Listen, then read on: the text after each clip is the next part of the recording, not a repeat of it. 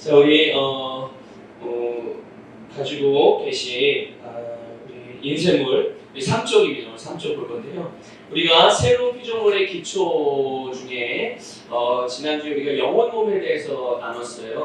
다는 나누지 못하고 이제 거의 한 80% 정도 나누고 오늘 나머지 영혼 몸에 대한 나머지 부분과 또 우리 성경을 이해하는 세 가지 관점에 대해서 좀 같이 나누려고 합니다. 여러분 이제 영혼 몸, 사람이 영혼 몸으로 구성되어 있다는 걸 이제 다 이제 이해가 되시죠?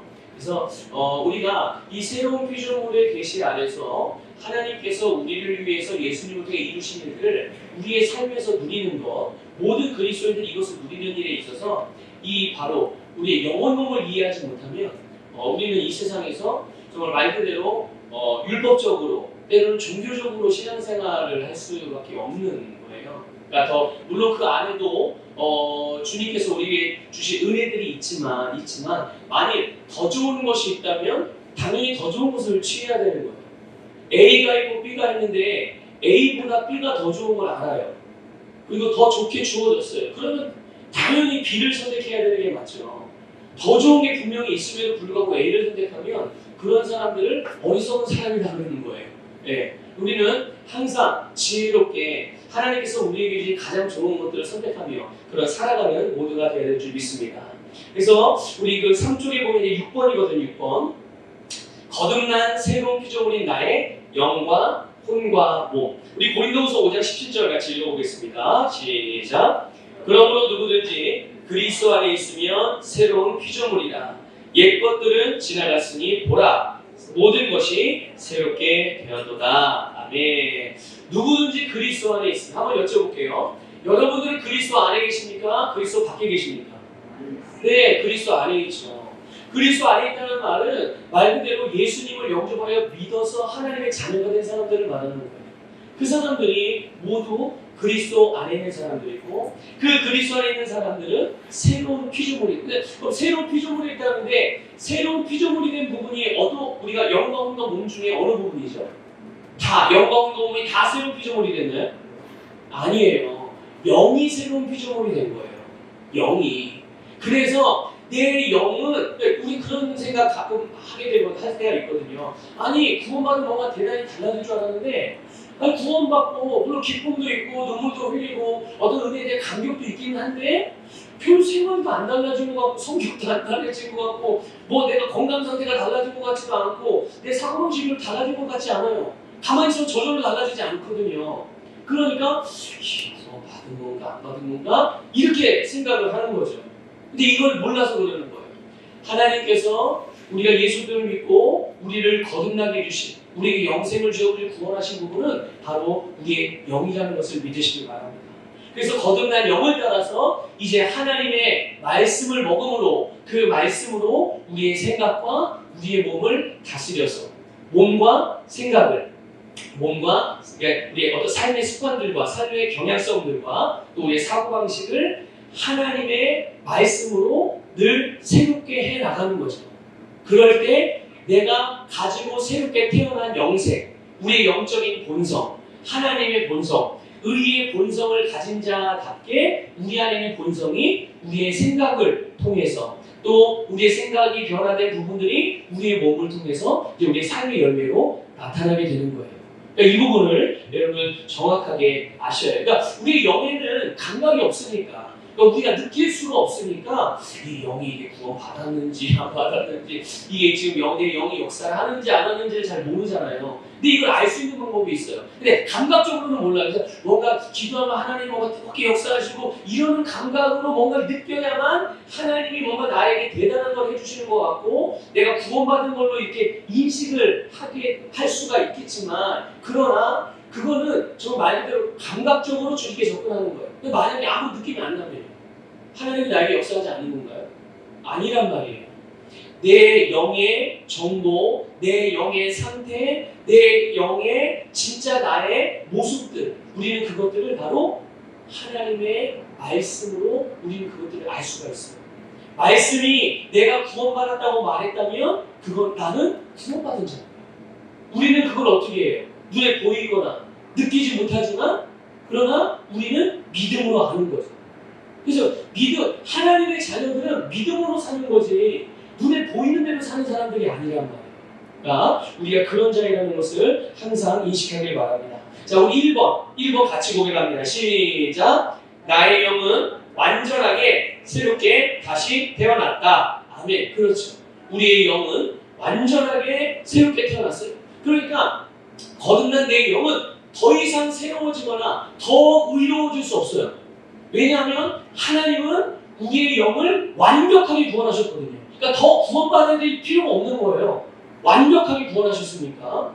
그리고 또 우리의 영은 예수 그리스도의 의가 우리에게 주어졌기 때문에 그 의의 본성으로 우리가 태어났기 때문에 우리는 더 의로워지거나 더 거룩해질 수 있어요, 없어요? 없어요. 없는 거예요. 이미 우리 안에 우리 본성에 예수 그리스도의 의가 딱 물어볼게요. 예수 그리스도의 의는 완전한 의입니까? 아니면 조금 더 의로워져야 될 필요가 있는 뭐가 조금 부족한 의입니까? 완전하신 의예요. 근데 그 완전하신 의의 본성이 우리가 거듭날 때 하나님의 생명이 주의 생명과 더불어서 그걸 신약성에는 영생이라고 그렇게 우리나라 말로 번역했단 말이에요. 그 영생이 우리에게 주어져서 예수님의 의의 본성이 그대로 우리 안에 우리가 가지고 새롭게 태어나게 된 거예요. 그렇다면 우리의 영은 우리 영에 가지고 있는 의의 본성은 완전한 의입니까? 뭔가 더 의로워져야 될 이유나 필요가 있는 뭔가 부족한 의입니까? 완전한 의예요. 이걸 아셔야 돼요. 그러면 그렇구나 이렇게 말씀을 드릴 때 그래 내 영에 완전한 의 하나님이 나를 그러니까 의롭지 않은데 의로운 척 하나님이 여겨주시는 게 아니에요. 정말로 우리는 의롭게 된 줄 믿으시기를 축복합니다.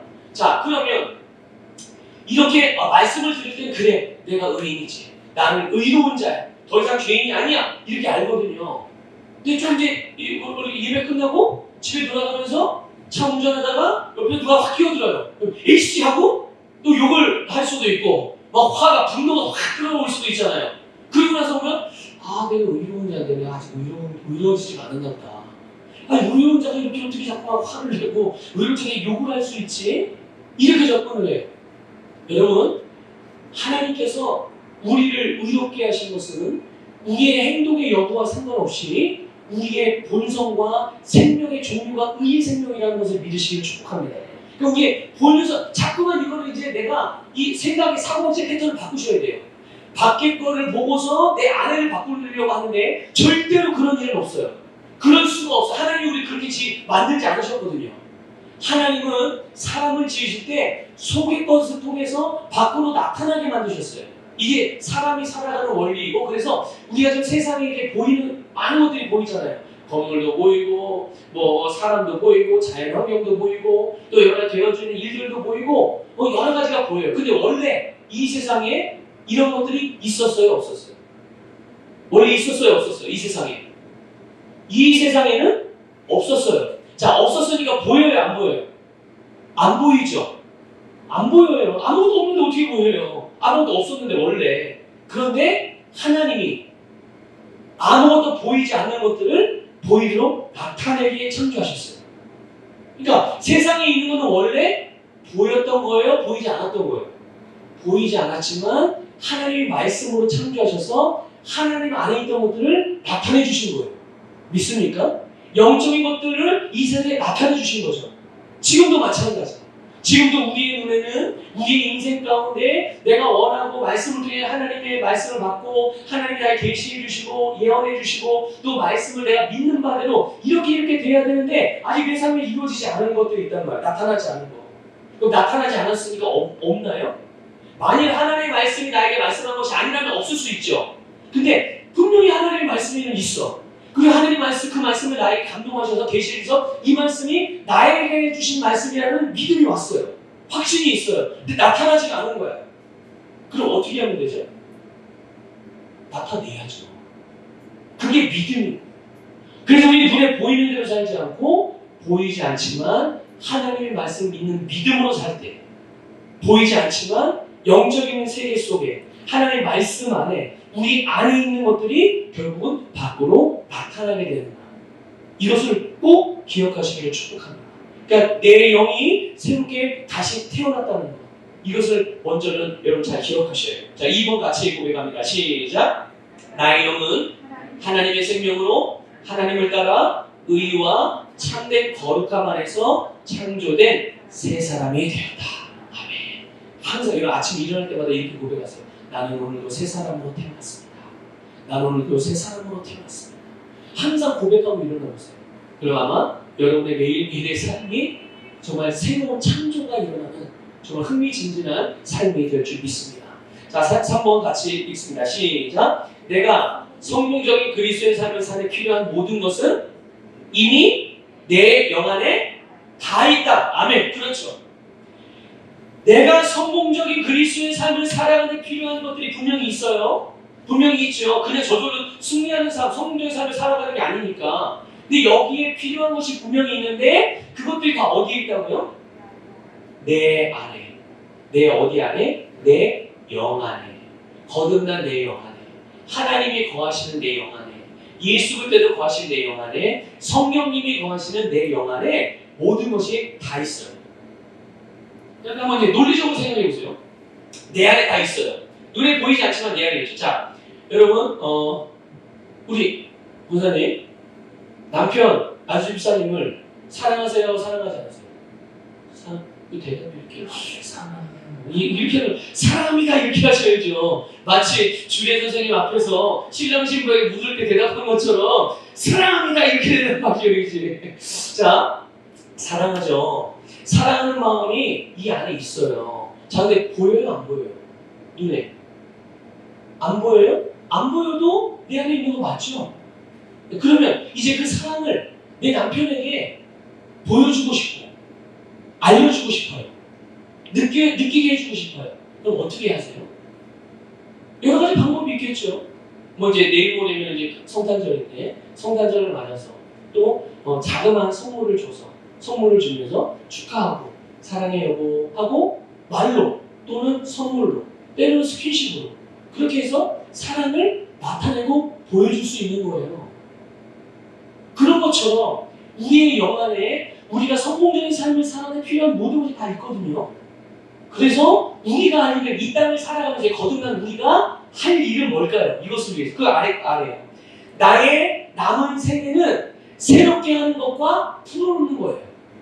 내가 할 일은 이미 내 영 안에 다 가지고 있기 때문에 내가 새롭게 하고 풀어놓는 것. 근데 이 두 가지가 다 어디에서 일어나는 일일까요? 우리의 혼 안에서 일어나는 일인 거예요. 이미 영 안에는 모든 걸 가지고 있어요. 근데 얘가 영 안에 가지고 있는 이것들이 밖으로 나와야 되는데 나타나야 되는데 내 생각이나 사고방식이 이 하나님의 말씀과 동일하게 완전히 변화되지 않았기 때문에 하나님의 말씀이 내 영 안에 있는 말씀의 내 영 안에서 이것들이 그냥 풀어서 나와야 되는데 여기에서 무슨 안전장치처럼 처럼 이게 잠그거나 제한하거나 차단하는 역할을 하는 거예요. 그러니까 이거 어떻게 돼야 되겠어요? 이게 새로워져야 돼요. 그래서 내가 살아가면서 이 나의 기존에 있던 사고방식, 세상적인 사고방식, 육신적인 사고방식, 이 세상의 학문적인 사고방식, 과학적인 사고방식, 이 모든 것들이 하나님의 말씀과 똑같은 하나님의 말씀의 사고방식과 똑같은 사고방식이 되도록 변화시키는 것, 새롭게 만드는 것. 그러면 어떻게 될까요? 이제 내 생각이, 내 사고방식이 새롭게 됐어요. 새롭게 되면 어떻게 될까요? 내 영 안에서 뭔가를 성령의 감동을 따라 또는 말씀이 이제 내 영은 철저하게 말씀에 반응하거든요. 우리의 영이 그래요. 우리가 느끼지 못하지만 그러니까 내 영이 하나님의 말씀에 반응할 때마다 내 생각이 변화됐으면 어떻게 될까요? 내 생각이 여기에 동의하겠죠. 맞아. 그 말이 맞아. 그게 하나님의 뜻이야. 그게 내가 할 일이야. 여기서 동의를 해요. 그러면 어떤 일이 벌어질까요? 여기에서 신호를 내리죠. 어디에? 몸에 신호를 내리는 거예요. 자, 오른팔 들어라, 왼팔 들어라, 앞으로 가라, 복음을 증거해라, 주님을 향해서 씨앗을 심어라, 함께 연합해라, 찬양해라, 기도해라, 전도해라. 이런 여러 가지. 때로는 꼭 이런 어떤 교회와 관련된 일뿐만 아니라 우리 일상생활에서도 우리의 모든 것을 아시는 성령께서 우리의 영에 거듭난 영에 이제 인도를 해주신단 말이에요, 말씀으로. 그러면 내가 뭔가를 선택하고 결정하는 일이 있을 때 하나님은 예수님은 우리 안에 계신 예수님은 나의 완전한 지혜가 되시기 때문에 내가 뭘 선택해야 가장 최고의 선택인지 알게 하시고 그것을 선택할 수 있는 그런 지식을 주시는 것이죠. 근데 그걸 선택함으로 그럼 어떤 일이 벌어져요? 우리의 삶에는 당연히 최고의 것을 선택했으니까 내가 선택한 것에 대한 열매가 우리의 삶에 나타나는 거예요. 그러니까 우리의 생각과 사고방식을 새롭게 하는 것과 내 안에 있는 것을 위해서 풀어놓는 거예요. 믿음도 풀어놓고 사랑도 풀어놓고 재정도 풀어놓고 건강도 풀어놓고 물질도 풀어놓고 또 꿈도 비전도 풀어놓고 사명도 풀어놓고 은혜도 풀어놓고 이렇게 풀어놓고 이게 이제 우리가 성공적인 삶을 위해서 살아가면서 해야 될 일인 거죠. 그러니까 이게 다 어디서 일어나는 일이라고? 이 두 가지가 우리의 혼에서 일어나는 일이에요. 혼에서 일어나는 일. 예, 이걸 좀 꼭 기억하시기 바랍니다. 페이지 넘겨서요. 자, 4번. 자, 나는 나의 영이 생각을 지배하게 하는 것을 배워야 한다. 이게 뭘까요? 여러분, 우리의 영에는 이 마음을 통제하는 능력이 있어요. 우리의 영은. 우리가 느끼거나 우리가 뭐 이렇게 감각적으로 뭔가를 이게 느낄 수는 없지만 우리의 영에는 이런 그 능력이 하나의 능력이 있는데 그게 뭐냐면 우리의 생각과 마음을 통제하는 능력이 있거든요. 아까도 말씀드렸죠. 우리의 영은 하나님의 말씀에 100% 반응합니다. 우리의 영은. 그런데 그러면 목사님 내 거듭난 영이 하나님의 말씀에 100% 믿음으로 반응을 하는데 왜 내 삶에서는 그게 100% 반응했다면 당연히 말씀의 열매가 나타나야 되는데 왜 안 나타날까요? 라고 궁금해하실 수 있잖아요. 근데 뭐 때문에 그런 거라고요? 조금 전에 제가 말씀드렸죠. 우리의 생각이 혼이 이 하나님의 말씀과 똑같지가 않은 거예요. 내가 경험한 거, 내가 세상으로부터 배워온 거, 또 내가 예전에 있었던 조금 이따가 보겠지만 율법적인 어떤 그런 기준들, 율법적으로 신앙생활 해왔던 모습들 이게 정말 복음인지 율법인지 모른 채 그냥 그동안 전통적으로 신앙생활 해왔기 때문에 당연히 이거는 신앙생활인 줄 알고 해왔던 일들이 있어요. 그런 것들이 변화가 안 되고 계속 여전히 가지고 있으니까 하나님의 말씀 이것들을 뛰어넘는 것들인데 이게 동의가 안 되니까 하나님의 역사를 제한하게 되는 거예요. 그래서 우리의 영이 나의 생각과 마음을 지배하고 이거를 다스리도록 배워야 되는데 그게 뭐냐? 어떻게 배우느냐? 어떻게 하면 되느냐? 바로 우리의 영에 계속 집중하는 거예요. 행동과 뭐 이런 거에 집중하는 게 아니라 계속 내 영에 대해서 집중하는 거예요. 영을 집중하는 그래 내 거듭난 영, 내 영 안에 하나님이 주신 것들이 있고 내 거듭난 영을 통해서 하나님이 행하신 일들이 있고 그것들은 나에게서 이제 계속 우리의 삶에 흘러나와야 되는 것이고 그러니까 이것들을 계속 내 영에 집중하는 거죠. 그리고 믿음으로 또 말씀으로 걷는 거예요. 믿음으로 말씀으로 계속 선택하고 결정하면서 살아가는 거죠. 자, 갈라디아서 5장 16절 읽어보겠습니다. 시작. 내가 이것을 말하노니 성령 안에서 행하라. 그리하면 너희는 육신의 정욕을 이루지 아니하리라. 아멘. 자, 보세요. 아까 우리가 어디에 집중하라고요, 이제? 영에 집중하라. 그러니까 나의 영이 생각을 지배하는 걸 배워야 된다고 했잖아요. 그럼 어떻게 내 영이 거듭나니 나의 생각을 지배하느냐? 내가 의도적으로라도 내 영에 계속 영을 집중하는 거예요. 네. 그런데 보세요. 말씀 안에서 우리의 영에 집중하면서 말씀 안에서 행하는 것을 계속 하다 보면 육신의 정욕은 자연스럽게 제한된다는 걸 아셔야 돼요. 많은 사람들이 이따가도 이제 보겠지만 대체적으로 하나님의 말씀을 보고 미워하지 말라고 그랬어. 미워하지 말아야지. 도둑질하지 말라고 그래서 도둑질하지 말아야지. 안식일을 범하지 말라고 그랬어. 주일날 빠지면 안 되지. 하나님도 도둑질하지 말라고 해서 11조 떼먹으면 안 되지.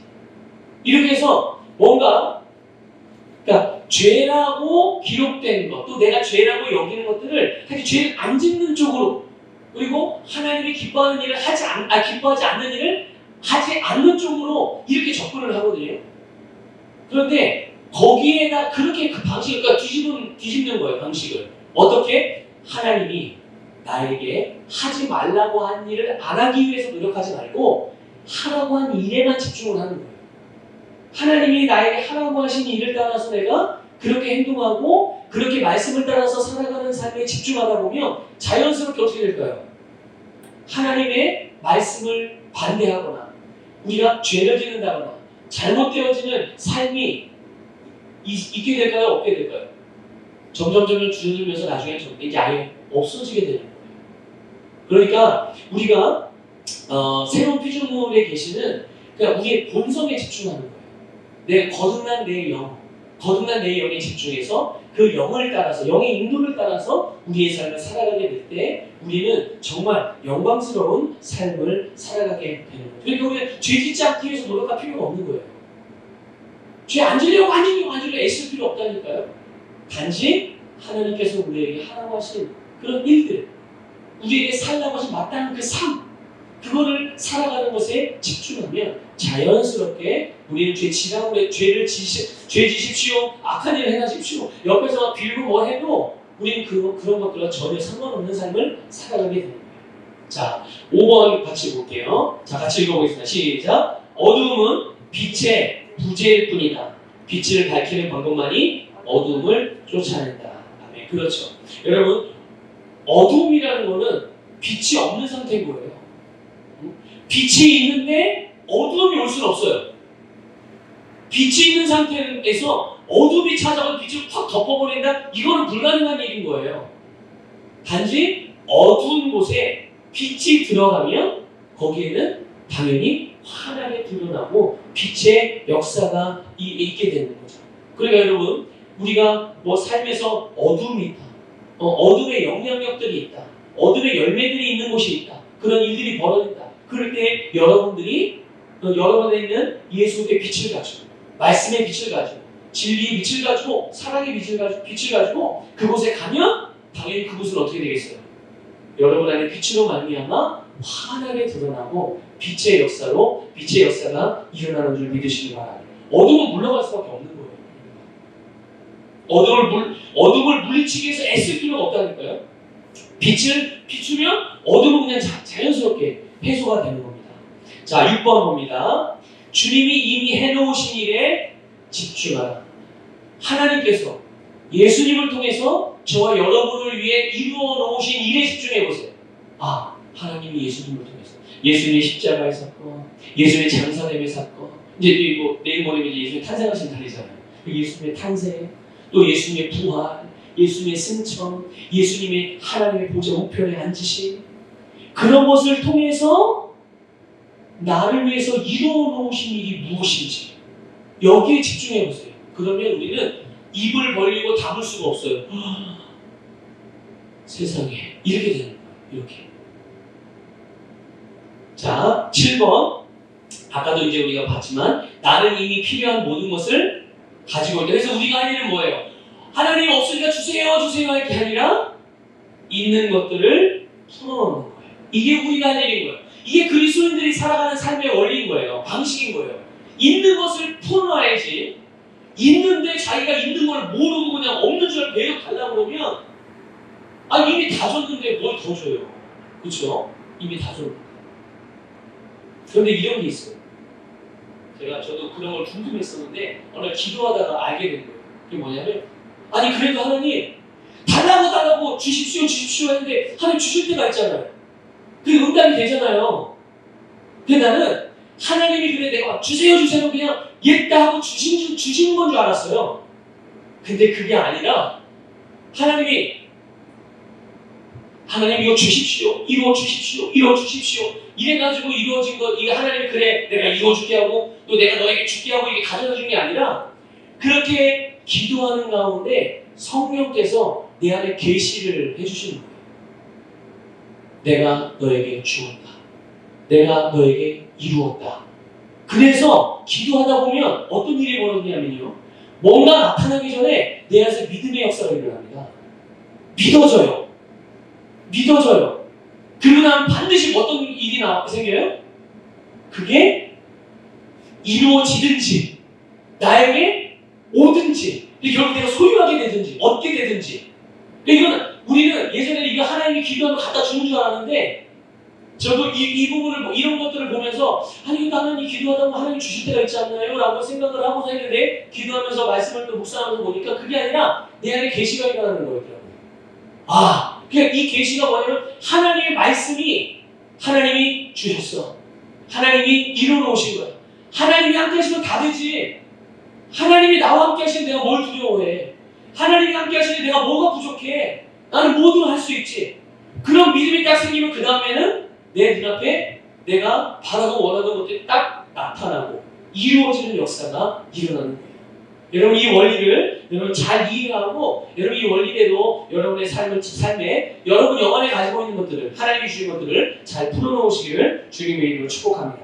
자, 8번 생각을 새롭게 하고 내 안에 있는 것을 인식하고 실제를 경험해. 이 인식이라는 말은 뭐냐면 이런 거예요. 무의식적으로 나도 모르게 다 반응하는 거.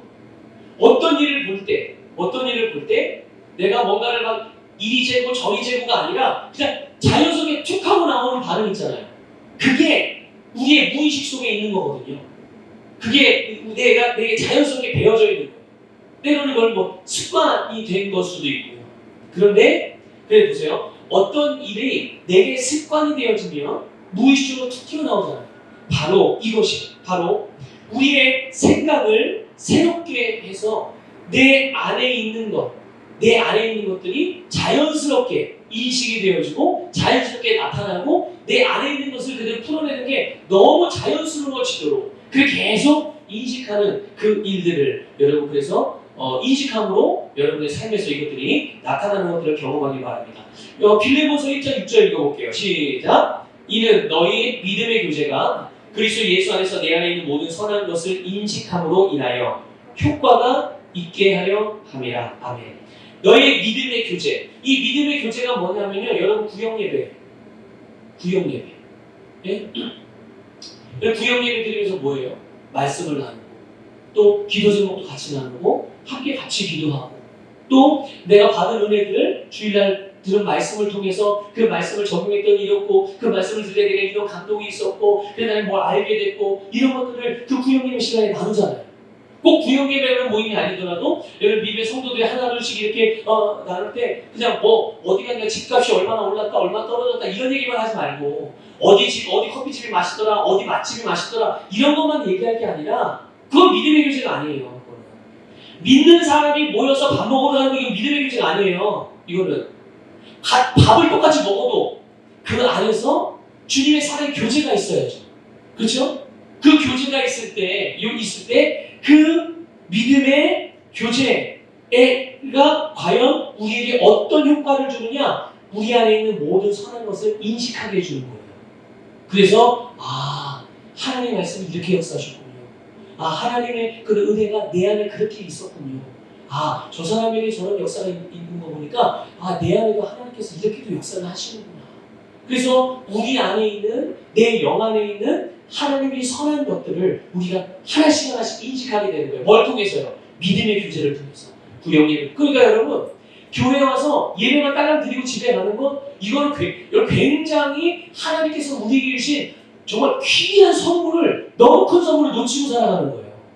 그래서 성도들은 모여야 돼. 꼭 예배 시간에만 모이는 게 아니라 한 수시로 모여서 말을 많이 해야 돼. 무슨 말? 잡다만 하는 게 아니라 하나님의 은혜에 대해서 이 사람하고도 은혜를 나누고 저 사람하고도 은혜를 나누고 그러다 보면 그 은혜를 나누는 가운데 그 사람과 내 안에 있는 또 내 안에 역사는 선하신 주님의 역사 또 주님이 나에게 주신 선한 아름다운 것들이 내 안에 있고 저 사람 안에 있고 우리 안에 있고 이것이 이렇게 역사하고 있다는 것을 인식하게 되는 거죠. 그러니까 이 믿음의 교제를 하면 할수록 우리의 인식은 어떻게 될까요? 영적인 인식은 점점 증가되고 인식을 하면 할수록 그것은 우리의 삶에서 열매로 나타나는 거예요. 인식이 증가하면 영적인 인식이 증가하면 우리의 삶의 축복의 열매도 증가한다는 것을 깨달으시길 바랍니다. 그래서 그리스도께서 하신 일에 초점을 맞추는 거예요. 자, 근데 이거는 나의 선택에 달려있다는 거죠. 나의 선택. 우리는 모든 것을 선택할 수 있어요. 여러분 모든 것을 선택할 수 있습니다. 그래서 이제 예외적인 경우 딱 한 경우에 선택할 수 없는 경우가 있어요. 사람이 거듭난 우리라 할지라도 딱 선택할 수 없는 그런 경우, 그러니까 사실 거듭난 사람이 선택하지 못하는 건 아니죠. 그러니까 모든 사람이 선택할 수 없는 경우는 딱 하나인데 그게 뭐냐면 마귀에게 사로잡힌 경우예요. 마귀가 역사하고 영향을 받는 게 아니라 완전히 사로잡힌. 이게 성경에서 보면 마귀에게 붙들려가지고 이리도 넘어지고 불에도 넘어지고 땅에도 넘어지고 물에도 넘어지고 그리고 막 이리 넘어졌다 저리 넘어졌다 본인의 의지를 할 수 없는 상태가 되는 것이 마귀에게 사로잡히는 단계거든요. 그거를 제외하고 그런 경우는 정말 옆에서 도움이 필요한 거예요. 옆에서 중보도 필요하고 축사도 필요하고. 그런데 그런 경우가 아니라면 모든 사람은 자기가 선택할 수 있어요. 어떤 것을 선택하든 선택할 수 있는 거거든요. 자, 우리 로마서 8장 6절 읽어볼게요. 시작. 육신적으로 생각하는 것은 사망이나 영적으로 생각하는 것은 생명과 화평이니라. 아멘. 그렇죠. 그러니까 육신적으로 생각하는 것을 선택하든지 영적인 것으로 생각하는 것을 선택하든지 이건 누구나 자기가 원하는 대로 선택할 수 있어요. 하지만 결과는 우리가 알고 있어야 돼요. 육신적으로 생각하는 것을 선택하면 그 결과가 뭐라고요? 사망이 가져오는 사망의 영향력이 내 삶에 역사하는 거예요. 영향을 받는 거예요, 우리가. 자, 반면에 영적으로 생각하는 것을 선택하면 우리의 삶에 어떤 영향들이 나타나요? 생명과 화평의 영향력들이 나타나게 되는 거예요. 자, 무엇을 선택해야 되겠습니까? 당연히 영적인 것을 선택해야죠. 이거 뭐 물어보나 많아요. 그러니까 우리는 하나님 나 할 수 없으니까 주님이 해주세요. 여러분 그런 말은 응답이 안 돼. 왜냐하면 하나님 우리에게 모두 선택할 수 있는 능력을 주셨거든요. 선택하는 건 하나님의 문제가 아니라 내 문제인 거예요. 철저하게. 내가 영적인 걸 선택하면 영적인 열매들이 우리에게 나타난다는 것을 기억하시기 바랍니다. 그래서 우리는 이 선택을, 그러니까 바른 선택을 계속해야 돼요. 한 번 바른 선택하고 나서 한 9번은 잘못된 선택하고 이랬다 저랬다가 아니라 계속 바른 선택을 계속하게 되면 우리의 삶에서는 계속 증가되고 형통하고 번성하는 역사가 일어나게 되는 것입니다. 자, 10번 읽어보겠습니다. 시작. 생각을 새롭게 함으로 변화를 받으라. 그렇죠? 계속 반복되는 부분들도 계속 나오는데 이것들이 중요하기 때문에 계속 반복하는 거예요. 계속 인식하셔야 합니다. 자, 그 다음에 새롭게 되지 않은 나의 생각이 실제가 나타나는 것을 방해한다. 아까 말씀드렸죠. 내가 변화되지 않은 생각이 결국은 내 영 안에 가지고 있는 선하고 아름다운 것들을 제한해서 그것이 실제로 나타나지 못하는, 실제로 존재하게 되지 않게 존재하는 것들을 가로막는 장애물 역할을 하는 거예요. 그럼 이걸 뒤집어서 얘기하면 그러면 생각을 새롭게 하면 내 영 안에 가지고 있는 것이 실제가 드러나겠네요. 그렇죠. 그러니까 우리가 할 일은 뭐냐? 바로 우리의 생각을 새롭게 하는 것. 자, 거기 가로를 보면요. 영적인 거울을 들여다보지 않고 물리적인 영역만 보고 있기 때문에 이런 일이 벌어지는 거예요. 나는 예수님을 믿고 말씀도 듣고 좀 헌금도 하고 열심히 충성하는데 왜 삶이 잘 안 달라지나요? 왜 삶이 되게 어려움이 많은가요? 이렇게 생각하는 성도들도 있거든요. 근데 그런 분들을 가만히 보게 되면 영적인 거울을 잘 안 봐요. 영적인 거울이 뭡니까? 말씀이에요. 계속 말씀을 들여다보면서 말씀이 우리에게 보여주는 건 뭘 보여주죠? 거듭난 내 영이 어떤 존재인지, 그리고 거듭난 내가 내 안에 하나님이 무엇을 주셨는지, 내가 뭘 가지고 있는지, 그리고 거듭난 내가 과연 이 땅을 살아가면서 무슨 일을 하며 살아갈 수 있는지, 이거를 하나님의 말씀이 우리에게 알려주거든요.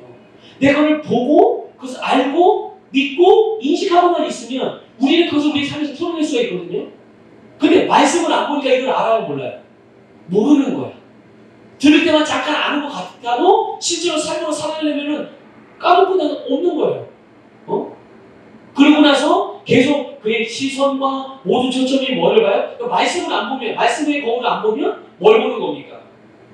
계속 물리적인 영역. 그냥 세상에서 보이는 것, 세상에서 들리는 것, 또 이런 벌어진 일들로 인해서 내가 느껴지는 어떤 감정들, 또 분위기들, 느낌들, 계속 여기에 초점을 맞추고 가니까, 여기에 초점을 맞추고 가니까 우리의 생각이 계속 어디에 머물러 있는 거예요? 세상과 혼적인 영역에서만 계속 머물러요. 그러니까 혼으로만 계속 기능하고 있는. 나는 영적인 존재인데 영적인 존재 당연히 영적인 존재. 여러분, 미국 사람은 미국법을 따라야 돼요? 한국법을 따라야 돼요? 나는 영적인 존재잖아요. 영적인 존재가 영이 말씀을 따라야 돼요. 내가 하늘에 속한 자니까 당연히 하늘의 법을 따라야 되잖아요. 근데 하늘에 속하잖아요. 하늘나라 사람이. 영적인 존재가 이 세상과 물리적인 사람들과 같이 살아간다면 내게 과연 하늘에서 내게 주어진, 하늘에서 주어지는 것들을 과연 내 삶에서 누릴 수가 있겠어요? 누릴 수가 없게 되는 거예요. 그러니까 당연히 나의 소속과 내게 있는 것, 그것을 따라서 살아가는 것, 그게 가장 탁월한 삶인 것이고, 그게 가장 나를 행복하게 해주는 삶이고, 그것이 가장 풍성하고 성공적인 삶을 살아가는 비결인 것을 기억하시길 바랍니다. 자, 두 번째 보면 쓴 감정을 갖고 상처받고 병들고 패배당하는 존재가 아니라 사랑하고 치유받으며 건강하며 승리하는 사람으로 변하는 방법은 생각을 새롭게 하는 것이다. 그렇죠. 자, 보세요. 쓴 감정, 상처, 병들고 패배. 이거 잘 보세요.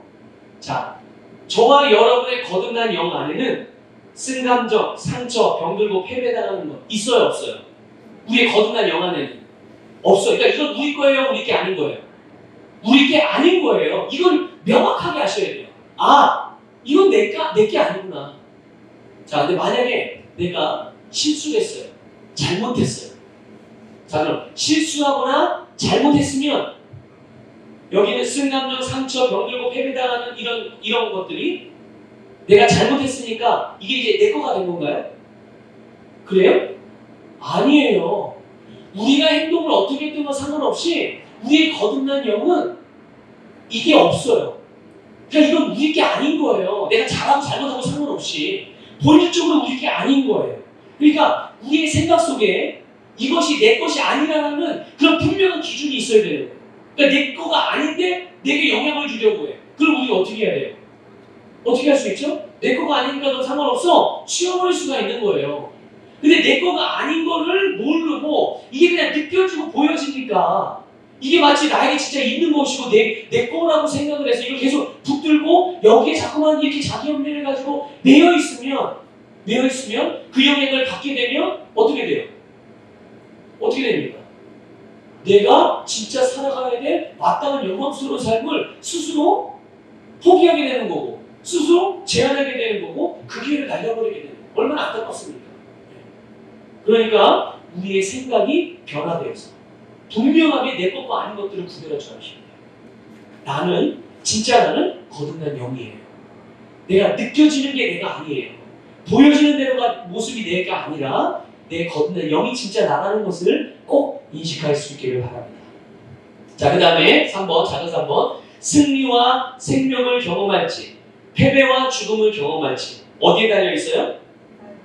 나의 마음, 생각, 태도에 달려 있습니다. 그래서 신명기에서는 하나님께서 하나님의 백성들에게 말합니다. 너희 앞에 내가 축복과 저주를 또 사망과 생명, 생명과 사망 너희들이 선택해라. 하나님이 뭘 선택하기를 원하시죠? 생명과 사망 중에 뭘 선택하기를 원하세요? 네, 당연히 축복과 저주 중에 자, 누가 선택해요? 네, 내가 하는 거예요. 하나님이 내가 선택하라는 거예요. 근데 자꾸만 사람들이 생명과 사망이 있는데 자꾸만 사망을 선택하는 거예요. 이게 이제 죄의 본성을 가진 사람들이 하는 일이에요. 그래서 하나님이 안 되겠으니까 율법을 주신 거예요. 뭐가 기준이 없어. 그리고 스스로는 진리를 선택하실 능력이 없어. 왜? 그의 생명, 그의 본성이 죄의 본성이니까. 예수님이 오시기 전이니까요. 성령의 사역이 이루어지기 전이니까. 그래서 율법으로 제한을 주시고 이게 조금 이따가 또 말씀을 드리겠습니다. 그래서 우리는 항상 승리와 생명을 경험하는 승리와 생명을 선택하는 그런 여러분 되길 바랍니다. 자, 말씀의 지배를 받을 때 영의 생각으로 생명과 평안을 얻고 문제에 집중할 때 육신의 생각으로 사망을 경험하게 됩니다. 우리가 살아가다 보면 여러 가지 문제들을 만날 수 있어요. 장애물도 만날 수 있죠. 그럴 때 우리는 그럼에도 불구하고 계속 어디에 집중한다? 네, 말씀에. 그게 영에 집중하는 거예요. 말씀. 문제, 벌어진 일, 느껴지는 것, 상황, 상황이 이걸 어떻게 통과해야 되냐 이렇게 접근할 게 아니라 그 상황에서 하나님의 말씀이 나에게 계시해 주시고 인도해 주시는 것이 인도해 주시는 것이 뭐지? 그래, 하나님 예수 그리스도는 내 안에 계신 예수님은 나의 구원이시고 나의 의이시고 나의 지혜이시니까 나의 거룩함이시니까 내가 이 문제 앞에 나의 지혜가 되신 예수님이 나에게 지혜를 주심으로 나는 이 문제를 해결할 수 있는 능력이 있으니 주님의 인도대로 내가 선택하고 결정하겠습니다. 이런 마음으로 성령의 인도를 받는 거예요. 말씀에 집중하시기 바랍니다. 자, 11번 생명을 경험하지 못하게 하는 곳은 무지와 마음의 굳어짐입니다. 자, 에베소서 4장 18절 24절 읽겠습니다. 시작. 그들 마음의 완고함 때문에 그들 안에 있는 무지를 통하여 하나님의 생명에서 멀리 떨어졌고 그들의 총명은 어두워졌으며 하나님을 따라 의와 참된 거룩함 안에서 창조된 새 사람을 입으라. 아멘. 이 마음의 완고함이 뭐예요? 고집이에요, 고집. 한마디로 말하면 고집입니다. 그러니까 쓸데없는 고집을 뭐라고 그러죠? 똥고집이라고 그러죠. 네, 우리 쓸데없는 고집 부리면 안 돼요. 쓸데없는 고집을 부리지 마시고 하나님의 말씀 앞에 우리가 부들부들해져야 돼요. 하나님의 말씀 앞에 우리는 유연해져야 됩니다. 그러니까 모르면 배워야죠. 모르면 들어야죠. 근데 자기가 살아왔던 게 있고 자기가 경험했던 게 있고 자기가 이제까지 신앙생활했던 모습들이 있다고 그것만은 주구장창 그렇게 살아서 지금 변화되셨네요. 그렇게 살아서 지금 너가 원하는 삶을 살고 있냐? 그렇게 지금까지 살아왔는데 지금의 삶이 하나님께 최고의 영광스러운 성공적인 삶을 살아가고 있냐고요. 아니면 만약 그렇다면 계속 고수해야죠, 그런 삶을. 근데 아니라면 바꿔야죠. 아닌데 왜 자꾸만 그걸 주장하고 있어요? 아니, 빨리 바꿔야지. 이게 지혜로운 사람인 거고, 이게 좋은 마음밭을 가진 사람일 거고, 그런 좋은 마음밭을 가진 사람이 말씀의 씨가 떠날 때마다 열매가 풍성하게 맺혀지는 거예요. 네, 이걸 꼭 기억하십시오. 그러니까 내가 모르거나 믿지 않는다면 영안의 부활의 생명을 가지고도 그 생명의 역사가 물리적인 영역에 나타나지 않을 것이다. 이게 참 기가 막힌 일이에요. 가지고 있는데도 내가 있는데도 그걸 나타내지 못하고 사니까요. 그러고 나서 나의 생각 속에는 없는 줄 알고서 왜 하나님은 나에게 은혜를 안 주지? 왜 하나님은 나를 축복하지 않지? 이러고 살아가니 여러분이 많이 하나님을 생각해보세요. 네 자식이 그러고 살아가고 있으면 가슴을 치지 않겠어요, 진짜. 네. 우리는 이런 답답한 삶을 살면 안 돼요. 자, 12번. 성령께서 나를 통하여 나타나심은 내가 영적으로 얼마나 배우고 발전하느냐에 달려요. 여러분, 무겁게 대답해서 성령님이 여러분을 통해서 충만하게 나타나기를 원하세요? 성령님이 나를 통해 충만하게 역사하시길 원하십니까? 그렇다면 그거는 비례해요. 무엇과 비례하냐면 내가 영적으로 얼마나 성장하느냐, 영적으로 얼마나 변화되느냐가 만큼 성령님이 나를 통해 나타내십니다. 그거 꼭 있다는 것을 기억하시길 바랍니다. 자, 그러면 이제 우리 페이지를 넘겨서요 5쪽을 볼게요. 5쪽. 벌써 시간이 많이 가는데, 근데 이거는 뭐 그렇게 어려운 게 아니기 때문에 간단하게 말씀드릴게요. 성경을 우리가 보는 세 가지 접근이 있어요. 이게 뭐냐면 이게 이런 거죠. 나를 어느 위치에 두고 있느냐에 따라서 성경을 해석하는 관점이 달라지거든요.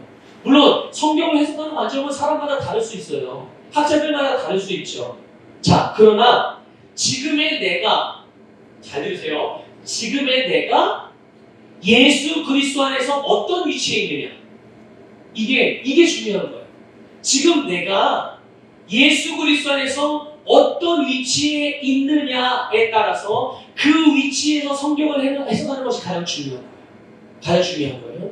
그래서 내가 있는 위치에서 그 위치의 성경을 정확하게 바라볼 때 내가 바라보는 성경대로, 내가 바라보는 말씀대로 그 말씀이 나에게 그대로 경험되어지는 거예요.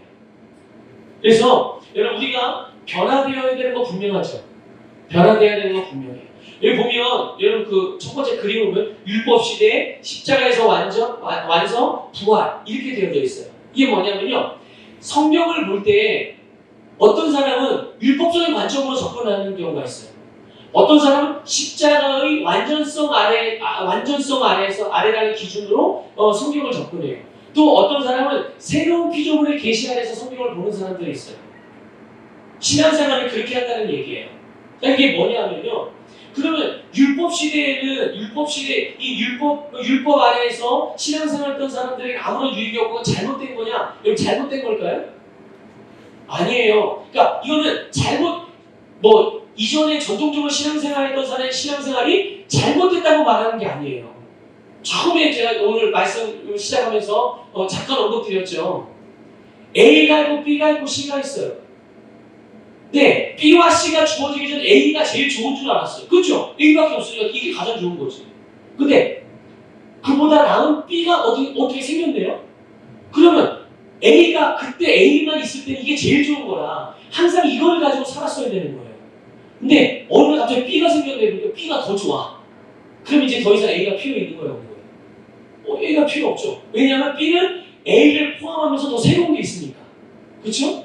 그럼 A는 필요 없는 거예요. B를 가지고. 근데 어느 날 보니까 C가 있는데 얘는 A도 되고 B도 되고 그리고 더 아름다운 것들이 있어요. 그럼 A와 B는 이제 더 이상 필요해 안 필요해요? 필요 없는 거예요. C만 있으면 그 안에 A와 B가 다 들어있으니까. 그 유익을 다 가지고 있으니까. 바로 이런 거예요. 이런 거. 잘못된 게 아니라 점점 변화되어야 되는 거죠. 여러분 10,000원 가지고 있을 때 10,000원밖에 없다고 이게 잘못된 거예요? 아니죠. 아니에요. 그럼 10,000원 가지고 있는 사람이 이제 10만 원을 바라보고 10만 원 얻기를 구하고 10만 원을 얻기 위해서 이제 노력도 하죠. 그래서 이제 10만 원을 얻었어요. 10만 원을 얻었어요. 네. 그럼 10만 원을 얻은 다음에 10,000원의 수준을 보니까 내가 아무 노력해 10,000원밖에 못 버는 거예요. 왜냐면 내 수준이 10,000원밖에 안 되니까. 그래서 10,000원. 그러니까 내 가진 기술이 1시간 일했는데 10,000원밖에 못 벌어. 근데 어느 날 보니까 1시간에 이제 10만 원을 버는 수준이 된 거예요. 그러면 10,000원을 버는 그 수준은 잘못된 거예요? 아니 잘못된 게 아니라 조금 부족했던 거죠. 근데 지금이 똑같은 1시간이 있지만 10,000원이 아니라 이제는 10만 원을 벌게 됐으니 지금부터 나아진 거죠. 근데 이제 조금 더 시간이 좀 더 단련하고 보니까 이제 1시간만 일해도 20만 원을 버는 수준이 됐네요. 그럼 어떻게 된 거예요? 더 나아진 거죠. 그러니까 우리는 이렇게 변화가 되는 거예요. 이런 식으로 변화가 되는 거거든요.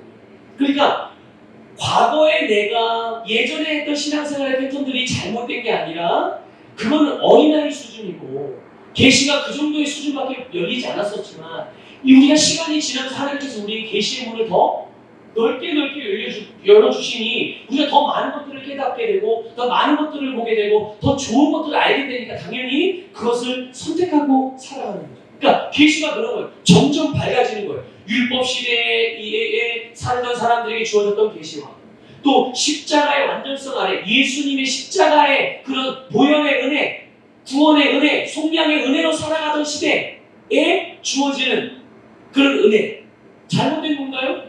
아니죠. 그러나 율법 아래에서 살던 사람들보다는 예수님의 속량, 십자가의 속량의 사역 아래에서 살던 사람의 계시가 더 확장된 거고 더 밝아진 거고 그런데 이게 십자가의 완전성이 아니라 새로운 피조물의 계시 아래 부활의 능력으로 살아가는 부활의 능력으로 살아가는 새 생명의 삶으로 살아가는 그런 사람들의 삶은 이제는 십자가의 완전성보다 더 밝아진 계시, 더 확장된 계시 안에서 살게 되니까 더 얼마나 아름답고 복된 일입니까? 이게 사람의 지혜를 알게 된 건가요? 아니에요. 하나님이 점점점 우리에게 계시를 밝혀주셔서 우리가 그것을 보게 된 줄 믿으시길 바랍니다. 그러니까 율법적인 접근은 이런 거예요. 율법적인 접근은요, 행동을 나누는 거예요. 행동을 나눠서 잘못된 행동들을 자꾸만 고치게 하는 거죠. 그러니까 죄의 본성을 따라서 살아가는 사람은 늘 하는 일마다 뭐가 되는 거예요? 죄가 되는 거잖아요. 근데 죄 짓는 사람, 죄의 본성을 가지고 살아가는 사람들이 그냥 걸로 놔둬요. 그럼 어떤 일이 벌어지겠습니까? 이 세상에. 어떤 일이 벌어지게 난리가 나요. 제 생 난리가 나는 거예요. 그러면 이 세상은 막 지질박조되가 나요. 그 사람이 율법을 주신 거예요. 최소한 이것만큼은 지켜라. 왜냐하면 그들에게는 진리를 선택하거나 바르게 살 수 있는 능력이 없어. 왜냐하면 본성 자체가 죄인의 본성이니까. 그러니까 율법으로라도 그들의 행동들을 교정해 주셔야 될 필요가 있었던 거예요. 하나님께서. 그래서 율법을 준 여러분 야생맛이 야생맛. 야생맛 그냥 풀어놓으면 어떻게 돼요? 큰일 납니다. 사고 나요. 그래서 어떻게 해야 돼? 어떻게 얘를 다루려면 묶어놓고, 그러니까 묶어놓든지 재간을 물리든지. 그래서 행동을 함부로 하지 못하게 만들어야 되는 거예요. 그래야 얘가 얌전하게 길이 드는 거죠. 그렇다고 해서 얘 본성과 본능이 제거가 된다든지 변화되나요? 아니에요. 단지 그가 펄펄 뛰는, 함부로 아무나 물어내는 이런 행동을 못하게 할 뿐인 거예요. 바로 율법이 그런 거예요. 그러니까 그 안에서 신앙생활하는 사람들은 어떻습니까? 내가 기도 많이 하고 열심히 하고 헌신하면 하나님이 다 들어주시겠지. 하나님이 날 축복해 주시겠지. 그래서 뭔가 하여튼 열심히 하려는 거예요. 기도도 열심히, 봉사도 열심히. 왜냐하면 내가 그렇게 행동하고 그렇게 열심히 살기 때문에 하나님이 나에게 복을 주실 거다라는 그런 생각을 가지고 하는 거죠. 그러니까 질병에 대해서도 그런 거예요. 질병에 내가 기도 많이 하고 열심히 헌신하면 하나님께서 나를 옳게 보셔서 나를 치료해 주실 거예요. 하나님은 치료하는 여호와라고 했잖아. 내가 기도 많이 하면 하나님이 치료해 주실 거야. 이렇게 해서 내가 기도를 많이 하면 하나님이 치료해 주신다는 이런 개념으로 접근을 하는 거예요. 신앙생활은. 그런데 십자가의 완전성으로 접근하는 거예요. 예수님께서 그런데 십자가에서 우리의 죄와 모든 것들을 다 짊어지시고 나를 내시면 속량하셨다는 것을 아는 거예요. 이 십자가의 완전성 아래에서 신앙생활을 하는 사람들은. 최소한 그걸 아는 거예요. 그러니까 그 사람들은 나는 이제 아플 필요가 없구나. 나는 가난할 필요가 없구나. 나는 실패할 필요가 없구나. 왜냐하면 질병에 대한 것은 하나님 예수님께서 다 대속해 주셨으니까. 그렇게 이제 접근을 하는 거예요. 이것만 해도 굉장히 큰 은혜죠. 그런데 여러분 더 발전된 계시로 우리를 주님께서 인도해 주셔요. 그게 뭐냐면 새로운 피조물로서 기능하는 사람들. 새로운 피조물의 계시 안에서 신앙생활을 하는 사람들. 그 사람들은 뭐냐면 아픈 거 이런 거 생각 안 해요. 왜냐면 이미 난 아픈 사람이 아니니까. 예수님이 다 했으니 그것들을 해결하셨으니까. 그러니까 이 사람은 나는 신성한 건강을 가진 사람이에요. 나는 건강한 것이 마땅한 삶이에요. 그러니까 건강하지 않은 뭔가 나타났다. 그럼 어떻게 되겠어요? 예수님의 이름으로 거절하고 물리치는 거예요. 아까 십자가의 완전성 아래에 있는 사람들은 어떻게 해요? 하나님 고쳐주세요. 하나님 고쳐주세요. 제발 고쳐주세요. 내가 이렇게 살면 안 되고 내가 이러다 죽으면 우리 가정, 우리 자녀, 토끼 같은 자식들, 우리 내 남편, 내 아내 어떻게 해요? 하나님 좀 살려주세요. 이렇게 접근하는 거고 십자가의 새로운 피조물의 계시 안에서 신앙생활하는 사람들은 내가 누구인지를 정확하게 보는 거예요. 하나님 말씀을 통해서 거듭난 영이 나는 내 안에 질병이 없는데 질병은 내게 아닌데 연약함은 내게 아닌데 불치병은 내게 아닌데 나는 신성한 건강으로 살아가는 자인데 그러니까 어떻게 해요? 내 안에 이 생명 내 안에 있는 이 영생이 활성화가 되면 이 질병은 내게 절대로 머물 수가 없는 거예요. 이걸 아는 거예요. 그래서 어떻게 합니까? 질병을 치유하기 위해 쓰는 게 아니라 내 안에 있는 생명이 역사하실 수 있도록 때로는 방언으로 내 영을 활성화시키고 때로는 말씀으로 내 심령 안에 채우고 그러면서 자연스럽게 내 심령 안에서 올라오는 생명의 능력으로 우리에게 나타날 수 있는 그런 질병의 현상들, 질병의 증상들을 거절하고 물리쳐나가는 거죠. 네. 이게 이제 새로운 피조물의 접근. 좀 이해가 되세요? 율법적인 접근과 십자가의 완전성 아래에서 신앙생활하는 모습과 새로운 피조물의 계시입니다. 자, 부요에 대해서도 마찬가지예요. 부요에 대해서. 이 율법적인 접근은 내가 11조하고 하나님이 기뻐하시는 일을 열심히 하면 부지런히 내가 열심히 살면 하나님이 그래도 열심히 부지런히 안 사는 사람보단 더 축복해 주시겠지. 이러고 이제 열심히 사는 사람. 이게 이제 율법 아래에서 율법적으로 신앙생활하는 사람들이에요. 자, 그런데 십자가의 완전성으로 신앙생활하는 사람들이 이 부요에 대한 것, 아까 질병에 대해서도 마찬가지지만 내가 가난해질 필요가 없다는 걸 알아요. 왜냐하면 예수님이 부유하신 분이었지만 가난한 우리를 부유하게 하시기 위해서 예수님이 가난해지셨어요. 그렇기 때문에 나는 더 이상 가난해질 필요가 없지. 주님, 나에게 부유하게 해주십시오. 나를 부유하게 해주십시오. 계속 부유하게 해달라고 구하는 거예요. 그런데 새로운 피조물의 계시 안에서 신앙생활하는 사람들은 이 세상의 모든 것이 내 것이라는 것을 알아요. 하나님이 이 모든 것을 나에게 주셨다는 걸 알죠.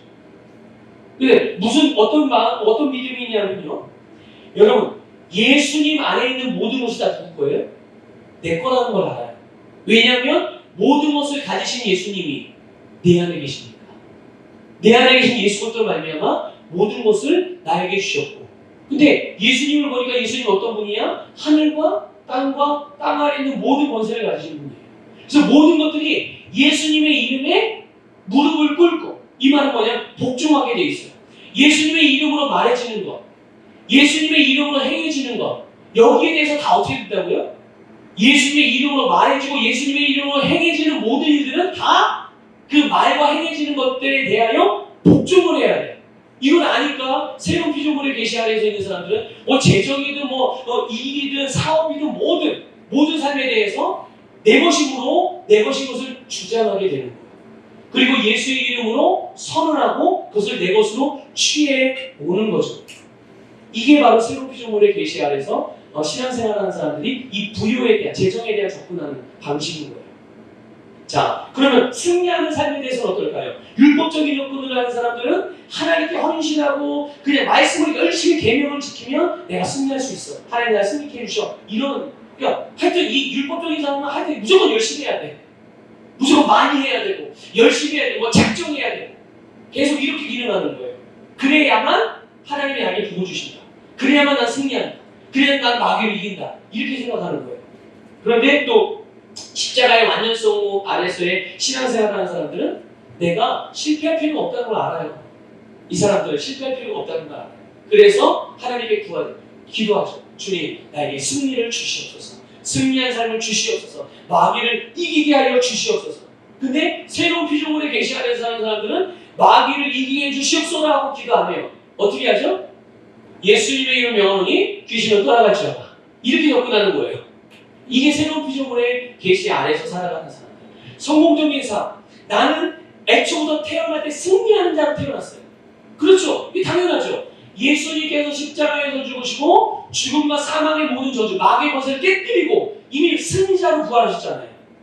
그리고 그 승리를 누구에게 주셨어요? 예수 그리스도를 믿는 모든 자에게 예수님의 승리를 주셨어요. 그러니까 그 이름을 믿고 거듭난 생명들, 거듭난 새로운 피조물, 거듭난 성도들은 애초에 태어날 때부터 패배할 수 있는 존재로 태어난 게 아니에요. 승리하는 존재로 태어나게 된 거죠. 이거를 인식하는 거예요. 이 새로운 피조물의 계시. 그러니까 뭔가 패배하는 상황들이나 이런 일들이 벌어질 때 예수님의 이름을 사용해서, 그러니까 이런 거죠. 예수님이 말씀하셨어요. 이 산이 들려 바다에 던져지라 말하고 의심하지 않고 믿으면 네가 말한 대로 되리라. 이거예요, 이거. 그러니까 어떤 실패와 관련된, 낙심과 좌절과 관련된 부정적인 여러 삶의 모습들이 나타나게 되면, 일들이 벌어지게 됐을 때 그것을 하나님 이거 치워주세요, 이거 좀 물러가게 해주세요, 이렇게 기도하는 게 아니라 아예 그 대상에 대하여 직접 예수님의 이름으로 선포하는 거예요. 직접 예수님의 이름으로 그것을, 예수의 권세를 가지고 그것을 거절하고 물리치고 옮기고 바꾸고 변화시키는 거예요. 이게 새로운 피조물의 길. 그러니까 하나님의 말씀을 볼 때도 그렇게 보니까 이 새로운 피조물의 계시 안에서 보니까 구약도 다 재해석이 되는 거예요. 신약적으로. 구약을 여러분, 구약 있는 그대로 보시면 안 돼요. 왜냐하면 우리는 지금 구약 시대에 살아가고 있는 게 아니라 이미 예수님의 속량의 사역을 다 이루시고 완성하시고 그 이후에 우리는 살아가는 사람들이잖아요. 그런데 왜 이미 다 지나왔는데 그런 우리를 왜 과거의 위치에다 갖다 놓고서 이미 여기는 이미 일이 다 벌어지고 말았어. 이미 다 끝났어. 모든 일이 완성됐는데 왜 완성되기 전에 나를 갖다 놓고서 그 아래에서 자꾸만 뭔가를 내가 하나님 앞에서 뭔가를 얻으려고 하냐고. 뭔가 그런 모습으로 살아가려고 하냐고. 그게 아니라 우리 이미 지나왔다니까 이만큼. 구약이 필요 없는 게 아니요. 구약이 필요 없는 게 아니라 그 원리를 따라서 지금에 왔으니 그 구약을 볼 때도 신약적인 관점으로 구약을 해석해야 되는 거예요. 그런데 사실 구약은 우리가 이 혼적으로 이해하기가 참 편해요. 우리의 사고방식하고 너무 비슷하거든. 구약은. 그래서 구약의 특징 중에 하나가 뭡니까? 인과응보잖아요. 인과응보 너무 이해하기 쉽지 않아요? 그래, 네가 그렇게 하니까 그렇게 될 수밖에 없어. 응? 권선징악, 인과응보. 이게 구약적인, 율법적인 사고방식이거든요. 근데 이게 너무 우리에게는 익숙해. 이게 마치 진짜 맞는 것처럼. 맞죠, 맞기는. 근데 이미 우리는 그걸 뛰어넘는 시대를 살아가고 있는 거거든요. 왜냐면 예수님이 그거를 완성시켰잖아요. 율법의 부족한 부분을. 예수님이 율법을 완성하기 위해서 오셨잖아요. 이게 완성된 우리 예수 그리스도의 믿음의 법, 복음의 법, 은혜의 법 아래서 살아가고 있는, 성령의 법 아래서 살아가고 있는데 우리를 율법 앞에다 가져다 놓고서 거기서 내가 기도 안 해서 그런가 보다, 내가 주일 빼먹어서 그런가 보다, 하나님 날 벌 주시면 어떡하지? 이러고 살아간다면 참 기가 막힌 일이에요. 여러분, 복음은 우리를 자유하게 해요. 자유하게 한다고 해서 우리를 막 죄져도 괜찮다, 그런 죄를 허용하는 게 아니에요. 하나님 말씀하는 자유는 우리에게 죄를 허용한 게 아니라 우리로 하여금 예수 그리스도의 능력으로 우리에게 주신 모든 것들을 다 누릴 수 있고 행할 수 있고 하나님께서 다 이룰 수 있는 그런 자유, 우리의 모든 한계를 뛰어넘는 삶을 살게 해주시는 거예요. 우리는 그 주님의 능력 안에서 이렇게 새로운 피조물의 계시 아래 신앙생활하는 것이 너무나 중요하다. 이 부분을 꼭 말씀을 드리고요. 한 가지만 더 말씀을 나누고 오늘 마치도록 하겠습니다. 6조 볼게요. 6조. 여기 말씀으로 순종하는 것과 말씀으로 행하는 것의 차이가 있어요. 이거 똑같은 말 아니면 비슷한 것 같죠? 근데 좀 달라요. 말씀으로 순종하는 것은 뭐냐면 구약적인 방식인 거예요. 그래서 죄인이 행동을 바르게 하는 것. 그러니까 행동을 바꾸는 것에 초점을 맞춰주는 거예요. 말씀으로 순종해라, 이거는 말씀대로 행동을 고쳐라, 이런 뜻인 거예요. 자, 근데 말씀으로 행하는 거는 뭐냐? 그거는 뭐냐면 안에 있는 것을 밖으로 나타내는 거예요. 안에 있는 것으로. 그래서 말씀으로 순종하는 거는 외적인 것들을 다루는 거고, 외적인 것들을 다룰 때 이런 표현을 쓰는 거고, 말씀으로 행하는 것은 우리 안에 있는 것을 밖으로 나타내는 거예요. 그래서 우리 보통을 인사이드 아웃이라고 해요. 그래서 말씀에 순종하는 것은 죄인이 행동을 바르게 하는 것을 말하는 것이고, 말씀을 행하는 것은 자기가 가지고 태어난 생명, 그 본성대로 기능하는 거예요. 의인으로 태어났기 때문에 어떻게 해요? 의의 행동을 하는 거예요. 예? 의인으로 태어났기 때문에 의로운 말을 하는 거예요. 하나님의 자녀로 태어났기 때문에 하나님의 자녀답게 살아가는 거예요. 주님의 사랑으로 태어났기 때문에 그 사랑의 아들의 나라에 속한 자로서 사랑을 나타내고 살아가는 거죠. 내가 그런 자이니까. 여러분, 오리알을 닭에다가 닭 안에다가 넣어놓고 닭이 품게 했어요.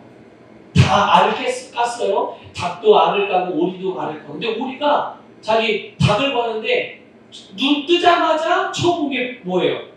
닭인데 엄마인 줄 알고 따라다녀요. 조금 다른 자기 형제들하고 좀 보니까 좀 부리도 다른데 모양은 달라요.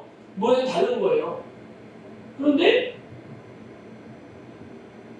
그래도 어쨌든 자기가 닭이 엄마인 줄 알고 쫓아다니다가 이 물이 이렇게 저 앞에 호수가 보이는데, 웅덩이가 보이는데 닭들은 거기가 안 들어가요. 그런데 얘는 엄마를 쫓아서 자기 형제들 쭉 가다가 지나가다가 웅덩이를 봤는데 나 물에서 놀고 싶다라는 생각이 드는 거예요. 근데 다른 형제들이 다 물에 안 들어가요. 엄마도 안 들어가고. 근데 자기도 들어가면 안 되는 줄 알고서, 근데 마음에는 어떻게 돼요? 속에서는 물에 들어가고 싶은 거예요. 이게 뭐예요? 본성인 거예요. 우리는 물에 들어가서 살게끔 지어진 거예요. 그렇게 태어난 거죠. 근데 아무리 행동을 제약한다고 하더라도 속에서는 뭐가 꿈틀꿈틀거려요? 자기 본성, 물이 좋은 거야 그냥. 이제 많이 생각해보세요. 얘는 물에 들어갔을 때 자유로울까요? 땅에서 걷고 살 때 자유로울까요? 물에 들어갔을 때 자유로울 거예요. 물에 들어갔을 때. 바로 이거예요. 거듭난 우리는 영으로 기능할 때 가장 탁월하게 살 수 있는 방법이고 가장 잘 사는 방식이에요. 그런데 영적인 우리가 자꾸만 세상적으로 살려고 하다 보니까 갈등이 일어나는 거고 문제가 일어나는 거고 답답한 거죠. 그래서 여러분, 우리는 항상 말씀을 따라서 오늘 우리의 본성을 따라 살아가시길 바래요. 여러분 거울열이라고 있는데요. 고린도후서 3장 18절 한번 좀 볼게요. 성경 좀 잠깐만 찾아보실래요? 여기 없는데. 고린도후서 3장 18절. 자, 우리 같이 읽어보겠습니다.